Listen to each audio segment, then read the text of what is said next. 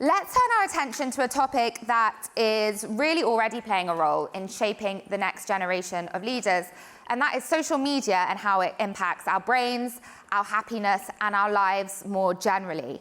The Emmy award-winning filmmaker Lauren Greenfield explores social media's influence on teens in particular in her new docuseries, which is called Social Studies.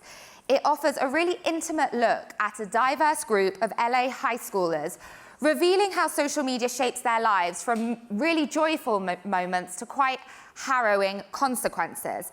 Mariam Banikarim will talk with Lauren in just a moment, but first, we've got a glimpse of the series for you to watch. Social media is kind of like the only way to communicate. It's the only way you feel connected to anyone. I could be myself. I need a perfect body. I can't get rid of it. She was bullied. That makes you want to beat up somebody. It doesn't really end. It becomes everything. I always wanted to do this. What did you hear me say?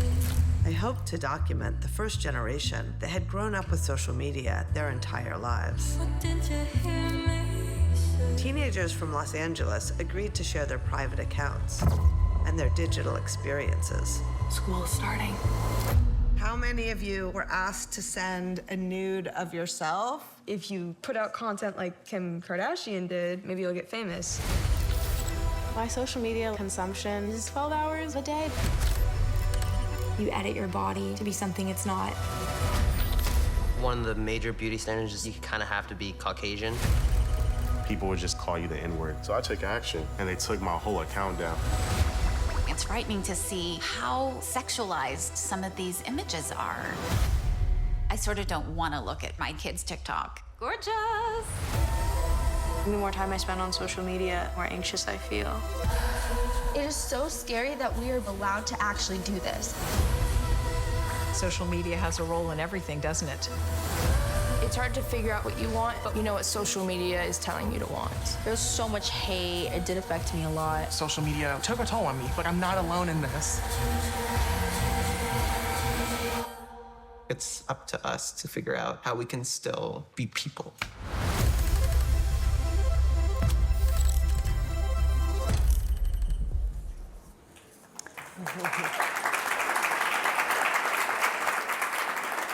Hello, everyone. Just remember that we're going to take questions. So I'll start the interview, but this is when you should be thinking about your questions, and a mic will be brought to you if you raise your hand. So Lauren, you worked on this project for 2 years, 1,200 hours of footage, 2,000 hours of screen time. You were trying to explore what it was like for kids who grew up with a smartphone in their hand.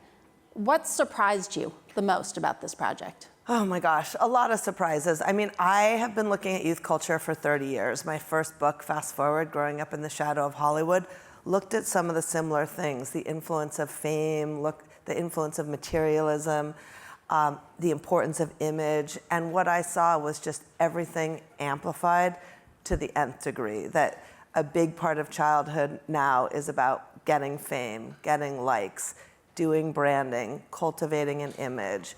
I think the early loss of innocence, which was also something I looked at 30 years ago, but then just looking at how media was impacting like cable TV and movies and music, which seems pretty benign now.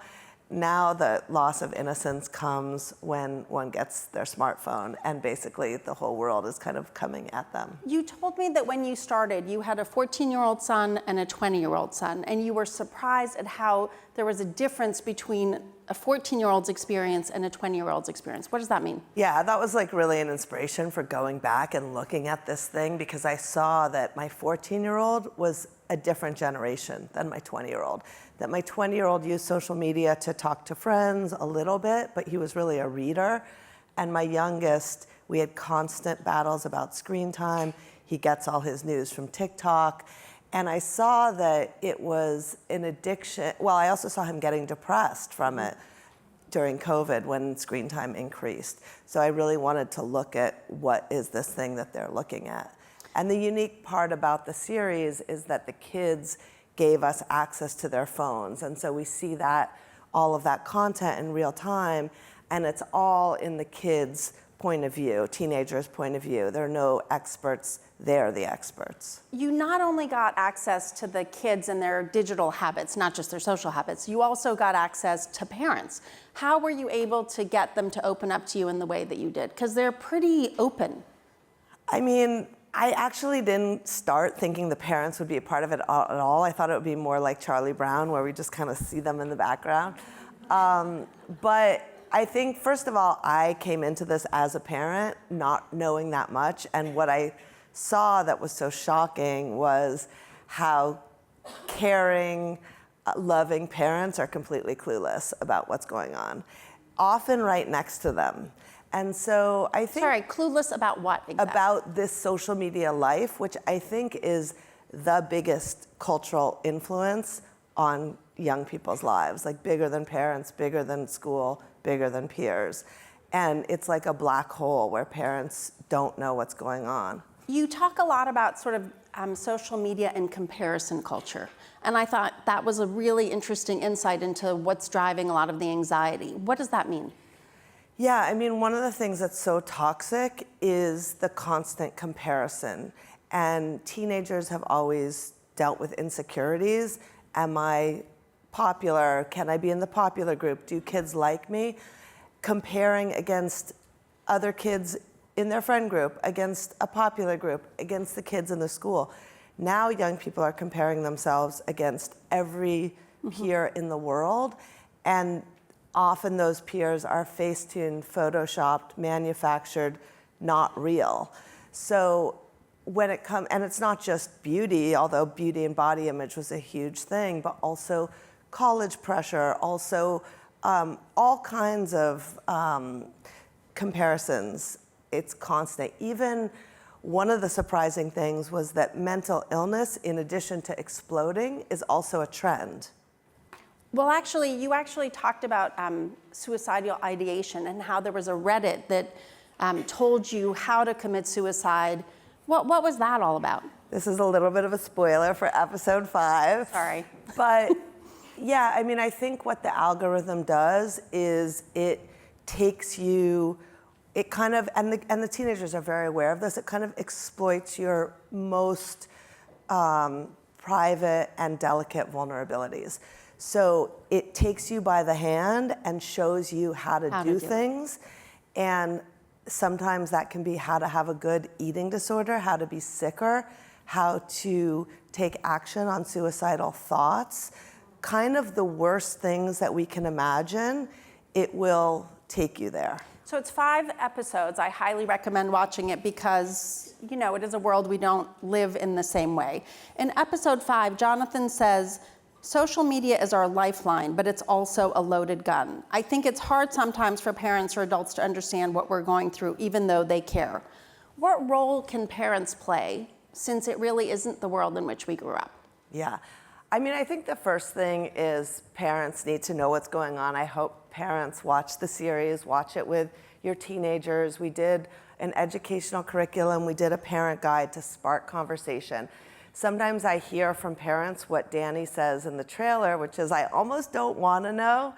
Actually, we really need to know, and I think teenagers are really relieved at parents and adults knowing, and I think that's why they kind of divulge their most private lives in this show so that people would know.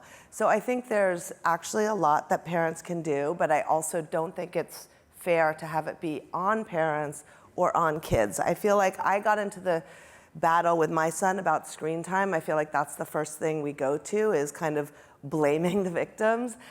These apps are made to be addictive. We would not treat opiate addiction this way.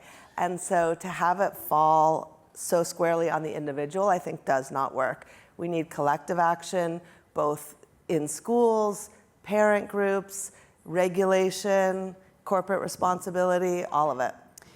There was another quote that struck me. One of the girls said, we're not doing well, but we can't get off. So it sort of goes to the addiction point that you're making. Yeah, I mean, I think that lifeline, loaded gun, is so important because it's part of growing up today. I mean, the show in a way is less about, it's not an issue film about social media, it's really about coming of age in the time of social media. It's also entertaining because the kids are so great. I don't I don't want to scare you from watching it. But I think that what we see is that it's part and parcel of social life, and that's really important to teenagers too. So it's not a binary like get rid of social media or keep it. It's the genie's out of the bottle, it's here, but it doesn't have to be the way it currently is. Okay, so I'm going to see if there's any questions. So if there's a question, please let us know. What do you think the role of regulation is in this equation? I mean, every other media is regulated, and it's just kind of shocking that this one is not, and that also the tech companies have no responsibility for it. So I think regulation is important. But I also think that the engineering can be different. I was just watching the movie about Jim Henson, and at the beginning of the children's television workshop, when they brought on Jim Henson, the idea was to bring together people who know what kids love with people who know what kids need to learn. And that second piece was never there with tech, and it's always just been give kids what will create maximum engagement, maximum advertising, even if we know it's not in the best interest of young people. So growth at any cost. Okay, we have a question. Hi, I'm Laura Heisman. I have a 15-year-old daughter. And this, like my body's shaking right now because this hits me so hard. And my question is, with the kids that you spoke to, what can I learn from that about how to talk to my daughter so she'll share more about what's going on Instagram and TikTok? I mean, I'm in marketing. I know what's going on in that, but I don't know what's going on enough. And I'm thankful when she opens up, but it's not enough. And I'm wondering if you learned anything from those conversations that can help me connect more with her. Thank you for your question, and I really appreciate your emotion. I think that knowing what's going on is actually a huge relief to young people. We premiered this show in Telluride Film Festival, and afterwards, a 20-something and her mother came up to me, and the 20-something said, it was really uncomfortable watching this with my mother because she knows nothing about my life, but I'm really glad she does now. And I found that too, like when there's one episode 4 which is about sexuality and how kids learn about that, and one of the main educators is pornography. And one trend that really shocked me was BDSM and choking as a trend with teenagers. And hearing this from, we have a kind of focus group in the show where there's peer-to-peer conversation so that we can see if a problem is unique to one person or common. And really, we only include in the show the universal issues. And when I heard so many teenagers talking about this jaw-dropping trend, I went home and I asked my boys, like, is this real?